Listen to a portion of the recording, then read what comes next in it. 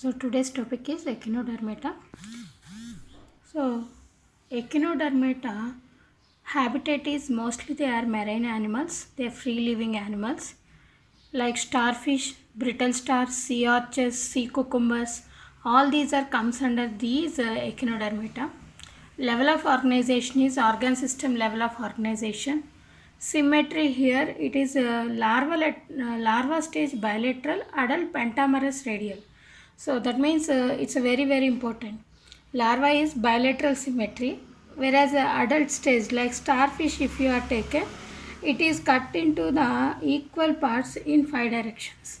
Skeleton, thick spines are present. Endoskeleton, that means base is containing ossicles which are made up of calcium. And modified spines are called the pedicellaria, which is helpful for the defense and cleaning. Coelom is the enterocoelom. Here water vascular or the umbilical groove is present here. Umbilical system we are calling it is. So here through this madreporite water is entering inside, and through this umbilical groove it is entering into the tube feeds. If madreporite is present, these tube will be closed like this. If this madreporite is absent, it will be open like this. So tube is closed, madreporite is present. Tube is open when madreporite is absent. So what is the use of this water vascular system is food capturing, locomotion, excretion and exchange of gases. Next come to the digestive. Here complete digestive system is present, but mouth is present downward direction ventral, anus is present at the dorsal. In Echinoidea, sea biscuits, sand dollars, sea arches if you consider, phaja masticated organ Aristotle lanther is present. Exchange of gases takes place through the tube feet.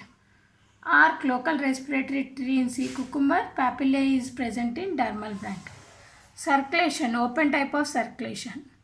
Excretion by simple diffusion. In nervous system, nerve ring is present at the central. Circumorial nerve ring is present. Nerve cords are present in each wing. Eye spots and statocytes are sensory organs. Unisexual, that means male female is separately present. External fertilization, larval stage is present, indirect. Regeneration is also present. So this is about the Echinodermata. Echino means spines, dermis means skin. Echinodermata means skin is containing the spines. Skin is containing the spines. Next come to the classification. Classification of Echinodermata if you consider here. So they are divided into, first one is Crinoidea, sea lilies and feather stars.